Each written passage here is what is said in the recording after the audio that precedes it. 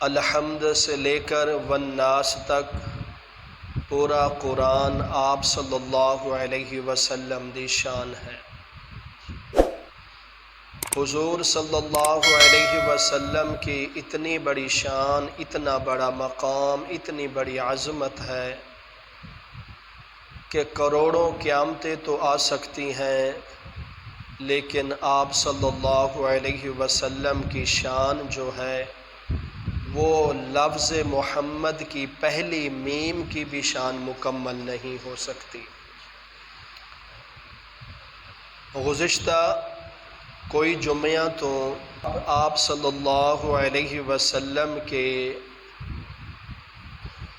ولادت کے واقعات کو آپ سماعت فرما رہے ہیں۔ میں نے آپ کے سامنے تفصیل کے ساتھ اللہ تبارک و تعالی کی توفیق کے ساتھ میں آپ کے سامنے ان واقعات کو تھوڑا تھوڑا کر کے بیان کر رہا ہوں، اور آج کا جو خطبہ ہے گزشتہ جمعۃ المبارک دا ہی حصہ ہوگا، لیکن دے اندر تھوڑی سی اور چیز میں آپ کے سامنے بیان کروں گا جو کہ آپ صلی اللہ علیہ وسلم کے والدین کے فضائل کے متعلق ہے۔ کیونکہ اگر میں جہاں پہلے جمعہ یعنی کہ پچھلا جمعہ روکا تھا اگر اسی سے شروع کریں تو پھر یہ واقعات نہیں بیان ہو سکیں گے۔ اسی وجہ سے میں نے یہ فیصلہ کیا کہ کیوں نہ تفصیل کے ساتھ تو گفتگو ہو رہی ہے، اور ان واقعات کے ساتھ ساتھ آپ صلی اللہ علیہ وسلم کے دنیا میں قدم رکھنے سے پہلے آپ صلی اللہ علیہ وسلم کے والدین کریمین کے کچھ فضائل بیان کیے جائیں، تاکہ اس امت کو بھی پتہ لگ جائے کہ جس طرح آپ صلی اللہ علیہ وسلم سب نبیوں کے سردار ہیں، پوری کائنات کے سردار ہیں، اسی طرح آپ صلی اللہ علیہ وسلم کے والدین بھی پوری دنیا دے سردار ہیں۔ اللہ اکبر۔ بغیر کسی تمہید کے میں اپنے اس موضوع کو آگے بڑھانا چاہتا ہوں۔ جس وقت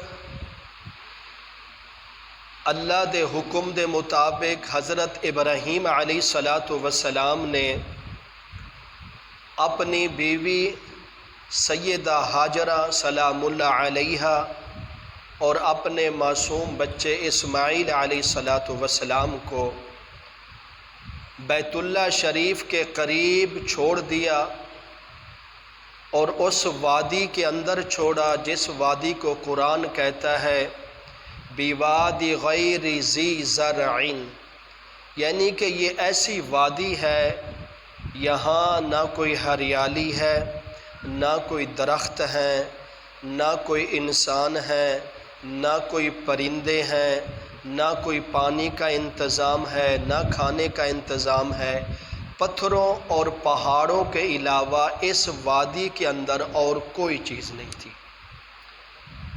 لیکن اللہ تبارک و تعالی نے جو کہ اپنے محبوب کی آمد سے پہلے اس گھر کو آباد کرنا تھا، بیت اللہ شریف کو تعمیر کرانا تھا، وہ حضرت ابراہیم علیہ السلام کے ہاتھوں سے تعمیر کرایا گیا۔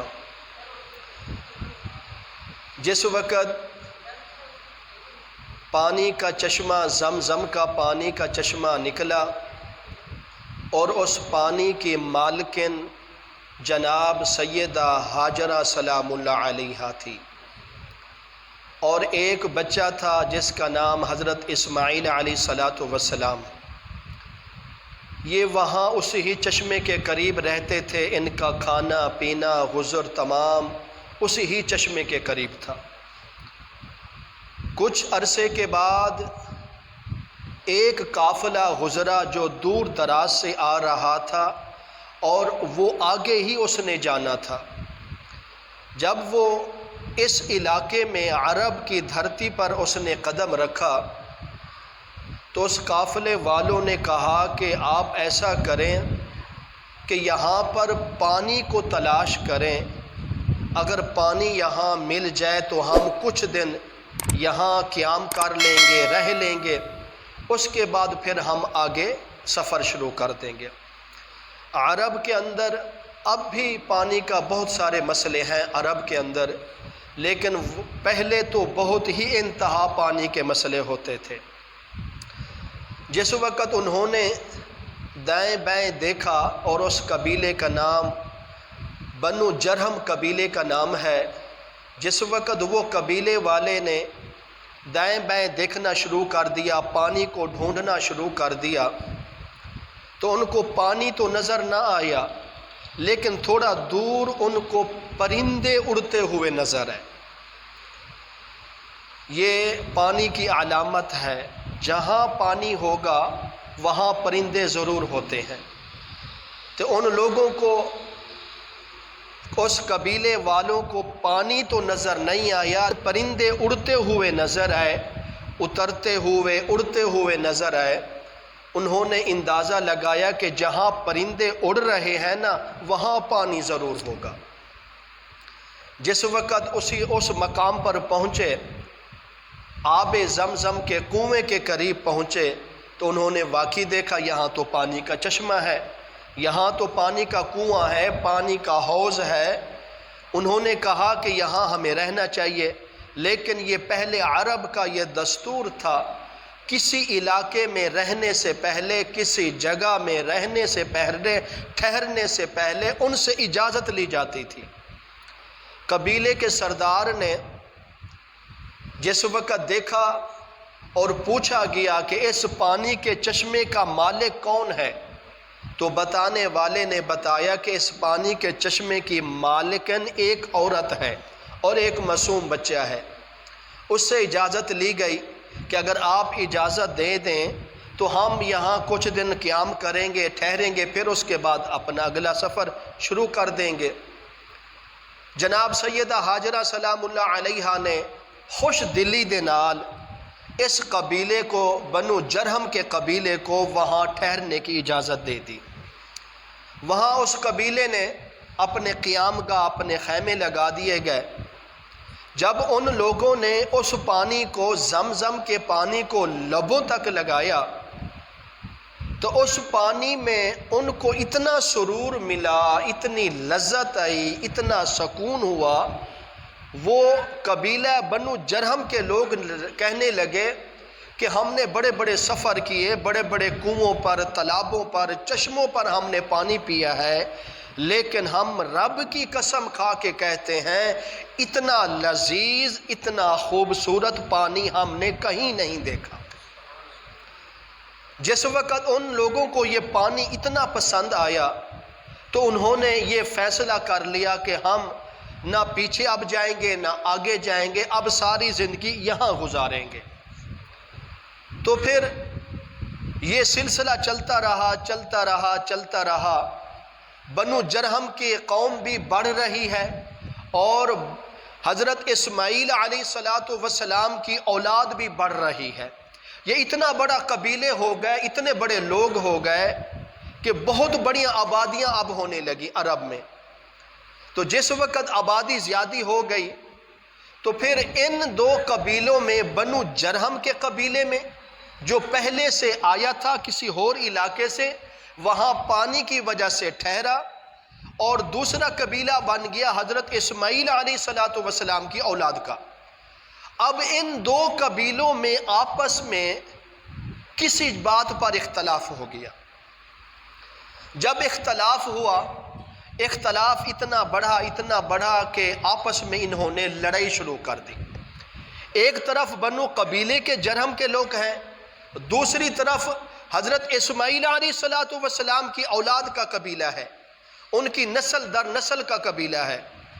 جس وقت ان کی آپس میں لڑائی ہوئی تو اس وقت پہلی لڑائی میں پہلے مقابلے میں بنو جرہم کا قبیلہ فتح پا گیا، اور حضرت اسماعیل علیہ السلام کی اولاد کا جو قبیلہ تھا وہ یعنی کہ شکست کھا گیا۔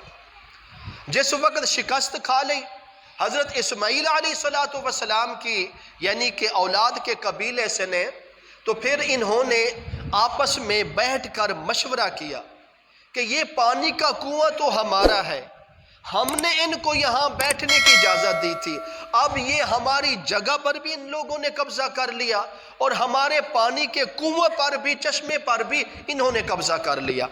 انہوں نے اپنے مشورہ کیا، تدبیر کی، انہوں نے کہا، حضرت اسماعیل علیہ السلام کی اولاد نے کہا کہ ہم دوبارہ لڑیں گے، ان سے مقابلہ کریں گے، ہم ان سے وہ جگہ بھی چھین لیں گے اور یہ پانی کا چشمہ بھی چھین لیں گے۔ جس وقت حضرت اسماعیل علیہ السلام کی اولاد نے دوبارہ تدبیر کی، فیصلہ کیا ہم بنو جرہم کے قبیلے سے دوبارہ لڑیں گے، تو انہوں نے اپنے تدبیر کے مطابق انہوں نے تمام لوگوں کو جمع کیا، اکٹھا کرنے کے بعد بنو جرہم کے قبیلے پر قبضہ کر لیا۔ اب اس قبیلے کو شکست دے دی اور حضرت اسماعیل علیہ السلام کی اولاد کا قبیلہ جت گیا۔ جس وقت وہ بنو جرہم کے قبیلے کے لوگ شکست کھا گئے تو انہوں نے ایک تدبیر سوچی کہ ہم تو ویسے ان سے شکست تو کھا چکے ہیں، کیوں نہ ہم ایسا کریں کہ یہ جو پانی کا چشمہ ہے نا، اب یہاں جو آبادی ہے، جو آبادی بڑھ رہی ہے، اس پانی کی بدولت سے آبادی بڑھ رہی ہے، تو ہم ایسا کرتے ہیں، ہماری تو ان سے لڑائی ہو چکی ہے، دشمنی ہو چکی ہے، ہم ایسا کرتے ہیں کہ یہ پانی کا کنواں بند کر دیتے ہیں۔ تو یہ بنو قبیلے کے جو لوگ تھے، بنو جرہم قبیلے کے، انہوں نے کیا کیا، وہ زمزم کے کنویں کے پانی کو بند کر دیا، اس طرح اس کے اوپر یعنی کہ چٹانیں، پتھر ڈال دیے، اس کا منہ بند کر دیا، اوپر مٹی کو ڈال دیا، یعنی کہ اس طرح بنا دیا کہ چٹیل میدان کی طرح بن گیا۔ اب وہاں محسوس ہی نہیں ہوتا کہ یہاں پہلے کوئی پانی کا کنواں تھا یا نہیں تھا۔ جس وقت پانی کا کنواں، زمزم کا پانی کا کنواں بند ہو گیا، لوگ آتے رہے جاتے رہے، لیکن ان قبیلے والوں کو، جو بنو جرہم کے قبیلہ تھا وہ تو چلا گیا ادھر سے، لیکن جو بنو اسماعیل علیہ السلام کا قبیلہ تھا وہ یہاں ٹھہر گیا، لیکن ان کو پانی کا چشمہ نہ ملا۔ وقت گزرتا رہا، میں مختصر کر رہا ہوں، اشارہ اس طرف آنا چاہتا ہوں، آپ صلی اللہ علیہ وسلم کے والدین کے فضائل کی بات میں آپ کو اتنی تفصیل کے ساتھ جو بات سمجھا رہا ہوں تو انشاءاللہ اگلی بات آپ کو جلدی سمجھ آ جائے گی۔ وقت گزرتا رہا، گزرتے ایک دن جناب عبد المطلب جو وہ حتیم کعبہ میں لیٹ کر آرام کر رہے تھے اور نیند کی حالت میں جناب عبد المطلب کو خواب میں زمزم کے کنویں کے بارے میں بتایا گیا۔ یہ اللہ تعالیٰ کی طرف سے ہو رہا ہے، کیونکہ اب اللہ تعالیٰ کا حکم ہے، اب اس پانی کو دوبارہ زہر ہونا چاہیے، اب یہ پانی دوبارہ اس دنیا میں پھیلنا چاہیے۔ میرے محبوب کے آنے سے پہلے یہ جتنے عرب کے لوگ ہیں دور دراز سے بیت اللہ شریف کا طواف کرنے آتے ہیں، حج کرنے آتے ہیں، زیارت کرنے آتے ہیں، رب کا فیصلہ ہے کہ جو اتنا سفر کر کے میرے گھر کو تو دیکھنے آ رہے ہیں، لیکن میں رب چاہتا ہوں میرے گھر کے ساتھ ساتھ اس مقدس پانی کو بھی پی کر جائیں۔ اب وہ دور ختم ہو رہا ہے، اب اس پانی سے لوگوں کو یعنی کہ سیراب کرنا ہے، ان کو یہ پانی پلانا ہے، ان کو اس پانی سے فائدہ اٹھانا چاہیے۔ تو جناب حضرت عبد المطلب حتیم کعبہ کی جگہ لیٹے ہوئے تھے، آرام کر رہے تھے، خواب میں دکھایا گیا جناب عبد المطلب آپ یہاں لیٹے ہوئے ہیں، اب اٹھ کر کھڑے ہو جائیں، فلاں جگہ پر جائیں، فلاں علاقے پر جائیں، وہاں آپ زمزم کے کنویں کو تلاش کریں، آپ کو پانی کا کنواں مل جائے گا۔ جس وقت جناب عبد المطلب نے یہ خواب دیکھا، خواب دیکھنے کے بعد جب کوئی ایسے خواب انسان دیکھتا ہے تو پھر وہ سوچنے پر مجبور ہو جاتا ہے۔ جس وقت جناب عبد المطلب نے زمزم کے پانی کے کنویں کا، چشمے کا خواب دیکھا کہ اللہ تعالیٰ کی طرف سے حکم آ رہا ہے اب اس پانی کے چشمے کو کھولنا چاہیے، زہر کرنا چاہیے، لوگوں تک اس پانی کو پہنچانا چاہیے، تو جناب عبد المطلب نے صبح کے وقت اپنے تمام قبیلے والوں کو جمع کیا، تمام لوگوں کو جمع کر کے کہا کہ میں خواب میں ایسے دیکھا ہے کہ یہیں ہمارے ارد گرد زمزم کا کنواں موجود ہے، ہم ایسا کرتے ہیں ہم سب قبیلے والے مل کر اس کنویں کو تلاش کرتے ہیں۔ جس وقت جناب عبد المطلب نے ان کو یہ تدبیر دی کہ ہم سب مل کر زمزم کے کنویں کو، چشمے کو تلاش کرتے ہیں، انشاءاللہ اللہ تعالیٰ نے چاہا تو وہ ہمیں کنواں ضرور مل جائے گا۔ جس وقت قبیلے والوں نے یہ بات سنی، قریشیوں نے، ہاشمیوں نے، تو انہوں نے کہا جناب عبد المطلب کس کنویں کی بات کر رہے ہو؟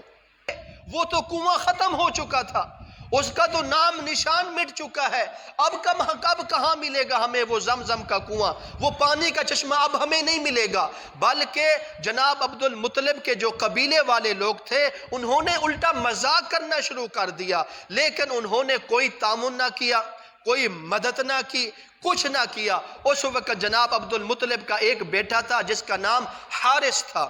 جناب عبد المطلب نے کہا اپنے قبیلے والوں کو ٹھیک ہے بھائی، اگر تم لوگ ہماری مدد نہیں کرنا چاہتے، ہمارے ساتھ مل کے اس پانی کے چشمے کو نہیں تلاش کرنا چاہتے تو نہ کرو، میں اپنے بیٹے کو ساتھ لے کر جاؤں گا اور میں خود جا کر اس زمین کی بھی کھدائی کروں گا، پانی کے چشمے کو بھی تلاش کروں گا۔ جناب عبد المطلب نے آپ اپنے ایک بیٹے کو لیا، اس وقت ایک بیٹا تھا جس کا نام حارث تھا، اس کو ساتھ لیا، کہا بیٹا چل ہم چلتے ہیں پانی کا کنواں اور پانی کا یعنی کہ چشمہ تلاش کرتے ہیں۔ بالآخر کار تلاش کرتے کرتے کچھ جگہ کو کھودا، ایک جگہ پر کھدائی کرتے کرتے پہنچے۔ جس وقت وہاں پہنچے تو حقیقتاً وہاں پانی کا چشمہ، جو پانی کا زمزم کا چشمہ تھا پانی کا، وہ کنواں اسی وقت وہاں سے مل گیا۔ جس وقت مل گیا پانی کا چشمہ، زمزم کا پانی کا کنواں مل گیا، حوض مل گیا، تو پھر عرب میں یہ بات پھیل گئی، مشہور ہو گئی، بڑی تیزی سے پھیلی کہ جناب عبد المطلب نے اپنے بیٹے کے ساتھ مل کر تو پھر اس یعنی کہ جب اس زمزم کے کنویں کو تلاش کیا تو حقیقتاً وہ کنواں مل چکا ہے، وہ زمزم کا پانی مل چکا ہے۔ جس وقت یہ بات پھیلی تو عرب میں ایک خوشی جاگ اٹھی کہ ہمیں وہ قیمتی پانی کا کنواں مل گیا، زمزم کا مقدس پانی مل چکا ہے۔ تو سب لوگ تلاش کر کے، سب لوگ دوڑ کر آئے پانی دیکھنے کے لیے۔ تو اس وقت جناب عبد المطلب جس وقت پانی کا یہ چشمہ حوض تلاش کر چکے تھے، کنواں تلاش ہو چکا تھا، تو اس وقت عرب کے سب لوگ کہنے لگے عبد المطلب اب اس کنویں کے ہم بھی مالک ہیں، وہ کہتا ہے میں بھی مالک ہوں، وہ کہتا ہے میں بھی مالک ہوں۔ عبد المطلب نے کہا جب اس کو تلاش کرنا تھا اس وقت تو آپ نے کسی نے ساتھ نہیں دیا، جب میں نے اپنے بیٹے کے ساتھ مل کر اس کنویں کو تلاش کر لیا، پانی کو ڈھونڈ لیا، اب تم سب اس کے مالک بننے لگ گئے ہو۔ تو اس موقع پر جناب عبد المطلب نے اللہ تعالیٰ سے ایک نظر مانی اور دعا کی۔ وہ نظر کیا تھی کہ پروردگار، جس کو ہم منت کہتے ہیں، جناب عبد المطلب کہنے لگے پروردگار اگر میرے آج 10 بیٹے ہوتے، آج میرے 10 بیٹے ہوتے تو آج مجھے ان لوگوں کی باتیں نہ سننی پڑتی۔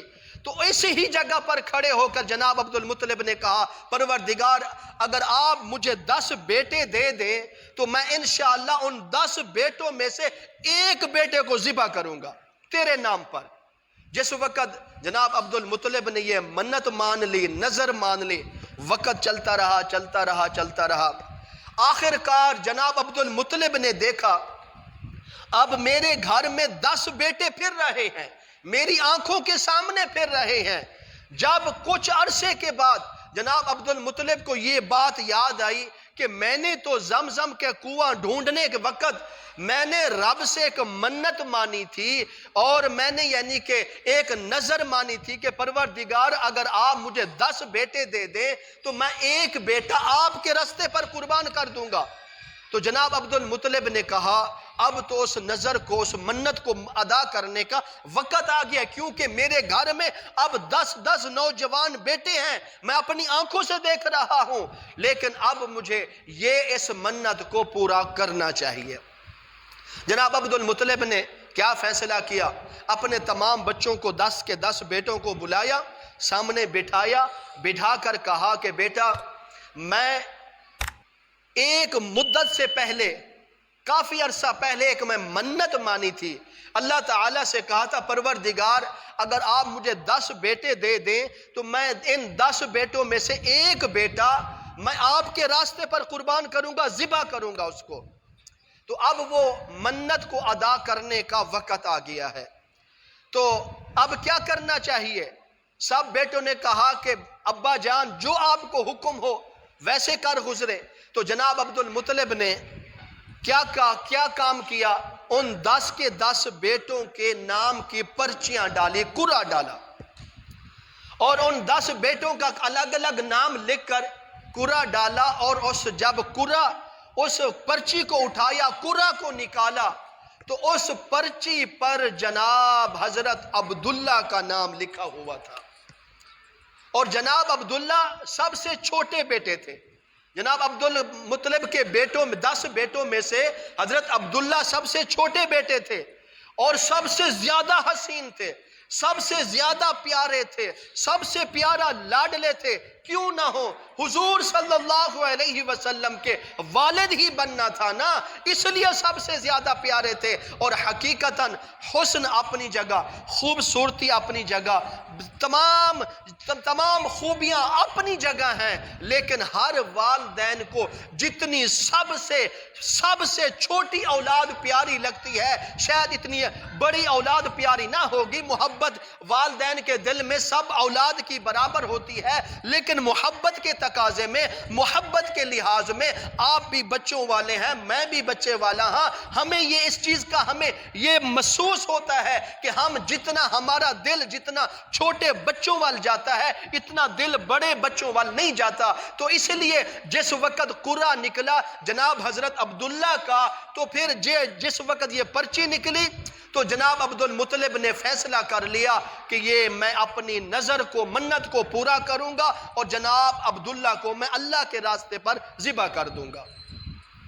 جس وقت یہ فیصلہ کر لیا جناب عبد المطلب نے، تو پھر بہنیں بھی آ گئی، رشتہ دار بھی آ گئے، بھائی بھی آ گئے، سارے کہنے لگے کہ ابا جان، اے جناب عبد المطلب، آپ عبداللہ کو ذبح نہ کریں، یہ اتنا خوبصورت ہے، اتنا پیارا ہے، اتنا لاڈلا ہے، اور چھوٹا ہے، اور ہم بھائیوں میں سے چھوٹا ہے، اس واسطے اس کو ذبح نہ کریں۔ جناب عبد المطلب نے کہا میں ذبح کروں گا ہر حالت میں، کیونکہ میں منت مانی ہوئی ہے، نظر مانی ہوئی ہے، میں نے اللہ تعالیٰ سے وعدہ کیا تھا کہ پروردگار اگر آپ مجھے 10 بیٹے دیں گے تو میں ان 10 بیٹوں میں سے ایک بیٹا میں آپ کے راستے پر ضرور ذبح کروں گا۔ اللہ اکبر۔ جس وقت جناب عبد المطلب نے چھری کو بھی لے لیا، رسی کو بھی لے لیا، اور فیصلہ کر لیا کہ میں جناب حضرت عبداللہ کو جا کے ذبح کروں گا، اللہ کے نام پر ذبح کروں گا، تو اللہ اکبر، اللہ کی قدرت کے نظارے بھی دیکھ لیں۔ جس وقت یہ فیصلہ ہو گیا تو پھر عرب میں پہلے یہ قصاص ہوتا تھا، اگر کوئی شخص کسی کو قتل کر دیتا تو اس قتل کو معاف کرنے کے لیے، اس کا قصاص ادا کرنے کے لیے اس کو 10 اونٹ ذبح کرنے پڑتے تھے، 10 اونٹ ادا کرنے پڑتے تھے۔ اب تو شاید ہم ان اونٹوں کی قدر نہیں جانتے۔ آج کے دور میں جتنا سب سے بڑی پراڈو لینڈ کروزر گاڑی کی قیمت ہے، اس دور میں آج کی اس گاڑی سے بھی 1000 گنا زیادہ اونٹ کی قیمت ہوتی تھی۔ ایسا سمجھے کہ وہ اونٹ عرب کے علاقے میں، صحرا کے علاقے کے طیارے ہوتے تھے، جہاز ہوتے تھے، ان کی بڑی قیمت ہوتی تھی اونٹوں کی۔ تو تجویز دی گئی کہ یہاں تو اصول ہے، یہاں تو چل رہا ہے، اگر کسی کے قتل کا قصاص ادا کرنا ہو تو پھر 10 اونٹ ادا کیے جائیں تو وہ قتل معاف ہو جاتا ہے۔ تو ہم بھی تجویز کرتے ہیں آپ ایسا کریں، یعنی کہ ایک جگہ آپ حضرت عبداللہ کے نام کی پرچی ڈالیں، دوسری جگہ آپ ان 10 اونٹوں کے نام کی پرچی ڈالیں، جس کی پرچی نکلے گی آپ اس کو ذبح کر دینا۔ اب یہ معاملہ کہاں ہو رہا ہے؟ صفا مروہ کی پہاڑی کے درمیان ہو رہا ہے۔ ایک طرف صفا کی پہاڑی، دوسری طرف مروہ کی پہاڑی، جو درمیان کا حصہ ہے، یہاں یہ منظر پیش ہو رہا ہے۔ اور کس چیز کی تیاری ہو رہی ہے؟ جناب عبداللہ کو اللہ کے راستے ذبح کرنے کی تیاری ہو رہی ہے۔ لیکن جناب عبد المطلب نے اس تجوید کو مان لیا۔ اب ایک طرف 10 اونٹ کھڑے ہیں، دوسری طرف جناب حضرت عبداللہ اکیلے کھڑے ہیں۔ ان دونوں کی پرچی کو پایا گیا، جب قرعہ نکالا گیا اونٹوں کا نام نہ نکلا بلکہ جناب حضرت عبداللہ کا نام نکلا۔ جناب عبداللہ کا نام پھر نکل آیا۔ لوگوں نے تجوید کی آپ ایسا کریں 10 اونٹ اور لگا دیں، 20 اونٹ کر دیں۔ پھر قرعہ ڈالا گیا، جب 20 اونٹ ایک طرف، دوسری طرف جناب حضرت عبداللہ کھڑے ہیں، جب دوسری مرتبہ قرعہ ڈالا گیا، قرعے میں جو پرچی میں نام نکلا پھر بھی حضرت عبداللہ کا نام نکلا۔ بالآخر کار 20 اونٹوں پر بھی حضرت عبداللہ کا نام۔ پھر دوبارہ قرعہ ڈالا گیا، 30 اونٹ بڑھا دیے گئے، پھر بھی حضرت عبداللہ کا نام۔ 40 اونٹ بڑھا دیے گئے، پھر بھی حضرت عبداللہ کا نام۔ 50 اونٹ بڑھا دیے گئے، پھر بھی حضرت عبداللہ کا نام۔ 60 اونٹ بڑھ گئے، پھر بھی حضرت عبداللہ کا نام۔ 70 اونٹ بڑھ گئے، پھر بھی حضرت عبداللہ کا نام۔ 80 اونٹ بڑھ گئے، پھر بھی حضرت عبداللہ کا نام۔ 90 اونٹ بڑھ گئے، پھر بھی حضرت عبداللہ کا نام۔ بالآخر کار 10ویں مرتبہ جب قرعہ ڈالا گیا تو جس وقت ایک طرف 100 اونٹ کھڑے ہیں، دوسری طرف حضرت عبداللہ کھڑے ہیں، جب 100 اونٹوں میں قرعہ ڈالا گیا تو 100 اونٹوں کے بعد جناب عبداللہ کا نام نہ نکلا بلکہ 100 اونٹوں کا نام نکل آیا۔ یہ اہمیت بتائی جا رہی ہے آپ صلی اللہ علیہ وسلم کے والد گرامی کی، کہ ان کی قدر 10 اونٹوں کے برابر نہیں ہے۔ جناب حضرت عبداللہ کی قدر 100 اونٹوں سے بھی زیادہ ہے، لیکن اللہ کی قدرت دیکھیے، یہ آپ صلی اللہ علیہ وسلم کے والد گرامی ہیں اور یہ منظر پیش ہو رہا ہے۔ اور اسی طرح جناب عبد المطلب نے اپنی اس ممنت سے، اپنی اس شرط سے آزاد ہو گئے، اپنے بیٹے کو بچا لیا، 100 اونٹ اللہ کے راستے پر قربان کر دیے۔ اب سامنے جو کھڑا ہے وہ شیطان کھڑا ہے، وہ لعین کھڑا ہے، وہ یعنی کہ چیخ رہا ہے، وہ چلا رہا ہے۔ کیوں؟ اس کی کوشش ہے عبداللہ کو ذبح ہونا چاہیے، شیطان کی کوشش ہے عبداللہ کی گردن پر چھری چلنی چاہیے۔ شیطان وہ چیخ رہا ہے کہ کسی طرح عبداللہ ذبح ہو جائے۔ اگر شیطان سے پوچھا جائے، اے شیطان تمہیں کیا ملے گا حضرت عبداللہ کو ذبح کرنے میں، تمہیں کیا فائدہ ہوگا؟ اب شیطان بھی کہتا ہوگا، وہ کہتا ہوگا اگر میں ہر انسان کے پاس کیا گھوموں گا، میں لوگوں کو کیا گناہ کی طرف لے کے آؤں گا، میں لوگوں کو کیا برائی کی طرف لے کے آؤں گا۔ اب دیکھ لیجئے عرب میں کیا ہو رہا ہے۔ عرب کے لوگ ننگے ہو کر بیت اللہ شریف کا طواف کرتے ہیں، کتنی بڑی جہالت ہے۔ اپنی بچیوں کو زندہ درگور کر رہے ہیں، کتنی بڑی جہالت ہے۔ اور اسی طرح ماں کی عزت نہیں ہے، کتنی بڑی جہالت ہے۔ بیٹے کی عزت نہیں ہے، کتنی بڑی جہالت ہے۔ اور لوگوں کے ساتھ ظلم ہو رہا ہے، کتنی بڑی جہالت ہے۔ انسان کی کوئی قدر نہیں، کتنی بڑی جہالت ہے۔ جانوروں کی کوئی قدر نہیں، کتنی بڑی جہالت ہے۔ شیطان شیطان کی یہ کوشش تھی اگر عبداللہ یعنی کہ قتل ہو گیا، ذبح ہو گیا، سب شے ختم ہو جائے گی، میں اپنے مشن کے اندر کامیاب ہو جاواں گا۔ اگر عبداللہ بچ گیا، عبداللہ کے ذریعے آخری نبی آئے گا، محمد الرسول اللہ آمین گے، اگر آپ صلی اللہ علیہ وسلم آ گئے تو پھر اس بیت اللہ شریف میں لوگ ننگے ہو کر طواف نہیں کریں گے، احرام باندھ کر طواف کریں گے۔ جو ماں کو ذلت رسوائی دیتے ہیں وہ ماں کی عزت کریں گے، باپ کی عزت کریں گے، نماز پڑھنے والے بن جائیں گے، حج کرنے والے بن جائیں گے، عبادت کرنے والے بن جائیں گے، حسن سلوک کرنے والے بن جائیں گے۔ اس لیے میں چاہتا ہوں عبداللہ ذبح ہو جاوے۔ عبداللہ ذبح ہو گیا، آخری نبی نہیں آئے گا۔ اگر عبداللہ بچ گیا، آخری نبی آ گیا تو پھر میں اپنے مقصد وچوں ناکام ہو جاؤں گا۔ اس لیے شیطان چیخ رہا ہے،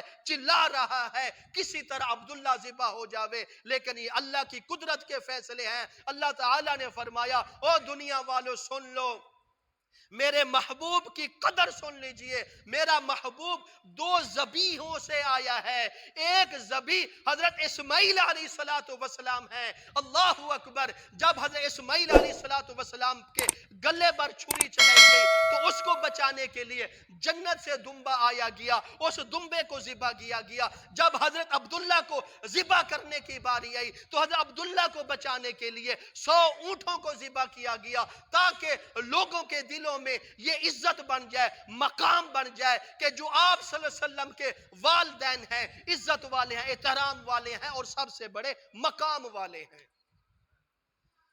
خود فیصلہ کریں، خود تصور میں ڈوبیں۔ اگر آپ صلی اللہ علیہ وسلم کی اتنی بڑی شان ہے تو پھر آپ صلی اللہ علیہ وسلم کے والدین کریمین کی کتنی بڑی شان ہوگی۔ اللہ اکبر! مختصر کرتے ہیں، حضرت جناب عبداللہ جب اس ثانیے سے بچ گئے، کچھ وقت گزرا، جناب حضرت عبداللہ نے کہا ابا جان میرا دل کرتا ہے کہ میں شکار پر جاؤں، میں ہرنی کا شکار کرنا چاہتا ہوں۔ اس وقت اب بھی عرب کے لوگ بڑے شکار کرتے ہیں، تو جس وقت جناب عبداللہ نے اپنے والد گرامی جناب عبدالمطلب سے اجازت مانگی، جناب عبدالمطلب نے کہا بیٹا دل تو نہیں کرتا تمہیں بھیجنے کا جنگل میں، لیکن اگر تیرا اتنا اصرار ہے تو اتنی کو زور لگا رہا ہے، لیکن میں تمہیں اجازت دیتا ہوں، لیکن میں اس لیے اجازت دوں گا کہ اپنے ساتھ چند ساتھیوں کو بھی ساتھ لے کر جانا۔ اجازت مل گئی۔ اب جناب عبداللہ شکار کی طرف نکل پڑے، 3 4 5 آدمی اور بھی گھوڑوں پر سوار ہو کر چل پڑے۔ جب جنگل میں پہنچے، شکار کرنے لگے، تو شکار کے دوران جناب عبداللہ نے اپنا گھوڑا تیزی سے نکالا اور پھر اس ہرنی کے پیچھے دوڑا دیا۔ جو پہلے ساتھی اس کے ساتھ آئے ہوئے تھے وہ پیچھے رہ گئے، جناب عبداللہ آگے سفر کر کے چلے گئے۔ جب آگے پہنچے شکار تو نہ ملا، لیکن آگے ایک ایسے بدبختوں کے ہاتھوں میں لگ گئے جو یہودی تھے، اور یہودی ایسے لوگ ہیں یہ آپ صلی اللہ علیہ وسلم سے چل رہا ہے ان کا سلسلہ، یہ تو آپ صلی اللہ علیہ وسلم کو قتل کرنے کے منصوبے بنا رہے تھے۔ انہوں نے آپ صلی اللہ علیہ وسلم کے والد جناب عبداللہ کو بھی نہ چھوڑا، وہاں بھی کوشش کی، آپ صلی اللہ علیہ وسلم پر بھی کوشش کی، حتیٰ کہ آج بھی 15 14 صدیاں گزرنے کے بعد آج بھی وہ یہودی مسلمانوں کے سب سے بڑے دشمن ہیں۔ یہ یہودی زندگی بھر، قیامت تو آ سکتی ہے، یہ یہودی مسلمانوں کے خیر خواہ نہیں ہو سکتے۔ بالآخر کار ان یہودیوں نے جس وقت جناب عبداللہ کو دیکھا، کیونکہ وہ بڑے ذہین ہیں، وہ بڑی یعنی کہ ایسی سوچ رکھنے والے ہیں، 100 سال پہلے وہ سوچ لیتے ہیں کہ 100 سال بعد کیا ہوگا۔ جس وقت انہوں نے دیکھا کہ یہ وہ ہمیں شخص نظر آ رہا ہے، اس کے چہرے سے ہمیں وہ نور نظر آ رہا ہے جس کے ذریعے آخر الزمان پیغمبر حضرت محمد الرسول اللہ صلی اللہ علیہ وسلم نے تشریف لانا ہے، انہوں نے کیا کام کیا کہ جناب عبدالمطلب کو پکڑ لیا اور ان کو یعنی کہ مقابلہ کرنا شروع کر دیا۔ ان یہودیوں کی کوشش تھی کسی طرح ہم اس عبداللہ کو قتل کر دیں۔ جس وقت لڑائی شروع ہو گئی، جناب عبداللہ نے ان کے ایک آدمی کو تو گرا دیا، وہ 5 تھے یہودی، تو 4 بچ گئے، ان چاروں نے یکدم حملہ جناب عبداللہ کے اوپر کر دیا۔ اب حضرت عبداللہ ان کے قبضے میں آ گئے۔ اب وہ جناب عبداللہ کو پکڑا ہوا ہے، ان کو یعنی کہ قتل کرنے والے تھے، ان پر تشدد کرنے والے تھے۔ اسی ہی جگہ پر ایک شخص ہے جس کا نام وہب بن عبد المناف ہے، وہ بھی عرب کا شخص تھا بڑا۔ جب اس نے دیکھا کہ ایک ایسے خوبصورت نوجوان کو ان 4 آدمیوں نے پکڑا ہوا ہے، اور جس کو پکڑا ہے وہ حسین ہے، اس کے چہرے سے نور چمک رہا ہے، اس کے چہرے سے نور کی لہٹیں چل رہی ہیں، اتنے خوبصورت نوجوان پر یہ تشدد کر رہے ہیں۔ اس وہب بن عبد المناف نے جس وقت دیکھا تو اس نے فوراً ان کی طرف دوڑنا شروع کر دیا، میں کسی طرح جا کر اس نوجوان کو بچا لوں۔ حتیٰ کہ جس وقت ان کے قریب پہنچے تو وہ گر گیا، وہ اٹھ نہ سکا۔ اٹھنے کی کوشش کی کہ ان کے سامنے ایک اژدہا کی شکل میں سانپ آ گیا، آگے نہ جا سکا۔ پھر اس نے کہا اب میرے اندر کوئی چلنے کی طاقت بھی نہیں ہے، آگے جانے کی طاقت نہیں ہے، میں ایسا کرتا ہوں آواز لگاتا ہوں، آواز میری یہ سنیں گے شاید اس نوجوان کو چھوڑ دے۔ جناب وہب بن عبد المناف نے جس وقت آواز مارنی شروع کی تو اس کا گلا بھی دبایا گیا، آواز بھی اس کی بند ہوگی۔ اب یہ پریشان ہو جاتا ہے، وہ 4 ہیں، یہ اکیلا تنہا ہے اور یہ مار کھانے کے بھی قابل نہیں ہے، اس کے اوپر ظلم بھی نہیں ہونا چاہیے، اس کو قتل بھی نہیں کرنا چاہیے، اتنا حسین نوجوان ہے۔ اللہ اکبر۔ اس وہب بن عبد المناف نے کہا اگر میں کچھ نہیں کر سکتا اتنا تو کر سکتا ہوں، میں اپنی آنکھیں تو بند کر لوں۔ روایات میں آتا ہے جناب یعنی کہ وہب بن عبد المناف نے جس وقت آنکھیں بند کی، آنکھیں بند کرنے کے بعد جب آنکھیں کھولی تو وہ کیا دیکھتا ہے؟ آسمان سے 4 نورانی چیزیں سفید لباس میں نیچے اتر رہی ہیں، اور جو یہودیوں نے پکڑا ہوا تھا ان کو مار گرایا اور حضرت عبداللہ کو آزاد کر دیا۔ جس وقت حضرت عبداللہ آزاد ہو گئے تو یہ وہب بن عبد المناف کہتا ہے کہ اب میرے یعنی کہ جسم بھی ٹھیک ہو جاتا ہے، اب میرے بولنا بھی شروع ہو جاتا ہے، اب میری آواز بھی نکلنی شروع ہو گئی۔ دوڑ کے جاتا ہے جناب جناب عبداللہ کے پاس جاتا ہے، کہتا ہے کہ بیٹا آپ اکیلے اتنے جنگل میں کیوں آئے ہوئے ہیں؟ آپ یہاں اکیلے آپ کو نہیں آنا چاہیے تھا۔ پوچھا آپ کس کے بیٹے ہیں؟ کہا میں عبد المطلب کا بیٹا ہوں۔ آپ کون سے قبیلے کے ہیں؟ قریش خاندان کے ہیں۔ تو جناب وہب بن عبد المناف نے حضرت عبداللہ کا ہاتھ پکڑا اور عبد المطلب کے پاس چلا گیا اور وہاں جا کر کہا کہ جناب عبد المطلب ایسے خوبصورت بچوں کو، ایسے حسین بیٹوں کو کہ تنہا جنگل میں نہیں جانا چاہیے، شکار کرنے کے لیے تنہا نہیں بھیجنا چاہیے۔ جناب عبد المطلب آپ کو میں مشورہ دیتا ہوں، یہ آپ کا بچہ بہت قیمتی ہے، میں چاہتا ہوں اس قیمتی کی قدر کرو، اس کی حفاظت کرو، اس کو سانبھ کر رکھو۔ اور پھر جس وقت جناب عبد المطلب نے وہب بن عبد المناف کی تعریف اپنے بیٹوں سے اپنے یعنی کہ اس کی زبان سے اپنے بیٹے کی تعریف سنی تو کہنے لگا شکریہ تیری مہربانی، تم نے میرے بیٹے کی اتنی تعریف کی ہے۔ تعریف کرنے کے بعد وہب بن عبد المناف نے فیصلہ کر لیا عبد المطلب ایک میرا مشورہ ہے، وہ یہ ہے کہ تیرا بیٹا بھی نیک لگتا ہے، تیرا بیٹا بھی خوبصورت ہے، لیکن میں چاہتا ہوں ایک میری بیٹی ہے جس کا نام سیدہ آمنہ ہے، میں چاہتا ہوں وہ آمنہ کا نکاح اس عبداللہ کے ساتھ کر دیا جائے۔ اللہ اکبر۔ اللہ کیا جوڑا دیکھو، بیٹے کا نام کیا؟ عبداللہ، ماں کا نام کیا؟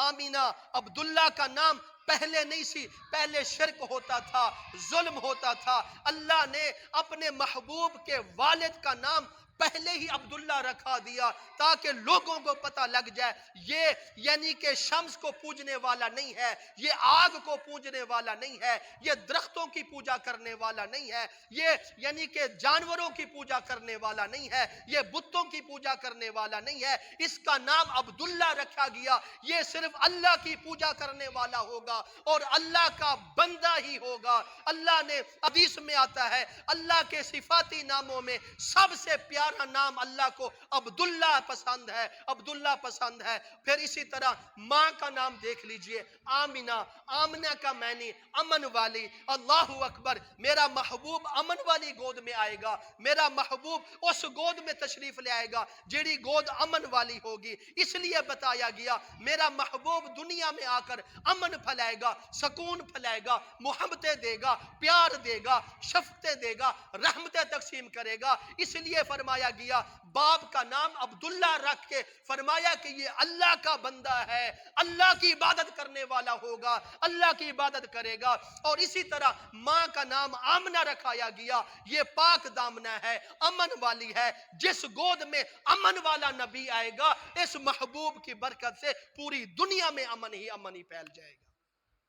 اللہ اکبر۔ اسی طرح اسی ہی یعنی کہ واقعات میں ملتا ہے جناب عبداللہ کا اور جناب اما آمینہ کا آپس میں نکاح ہویا گیا۔ نکاح ہونے کے بعد چند مہینے گزرے تھے، چند یعنی کہ وقت گزرا تھا جو میں نے پچھلے جمعے آخر میں چند چیزیں بیان کی تھی کہ جناب عبداللہ نے اجازت لی، اجازت لینے کے بعد کس لیے تجارت کرنے کے لیے چل پڑے۔ جب تجارت کے لیے نکلے تو واپس میں پتہ لگا کہ وہ تو اللہ کو پیارے ہو چکے ہیں، جناب عبداللہ اللہ کو پیارے ہو گئے۔ اب اما آمینہ گھر میں عبداللہ کی یہ خبر سن کے وفات کی، اس کے دل پر کیا گزرا اور حضرت سیدہ آمنہ نے اللہ سے کیا دعائیں کی اور کیا کیا مانگا اللہ تعالیٰ سے، انشاءاللہ وہ زندگی رہ گئی تھا۔ پھر اسی سے انشاءاللہ اسی ہی جملے سے اگلے جمعے انشاءاللہ اسی واقعے کو آگے لے جائیں گے۔ دعا کرو اللہ تعالیٰ ہم سب کو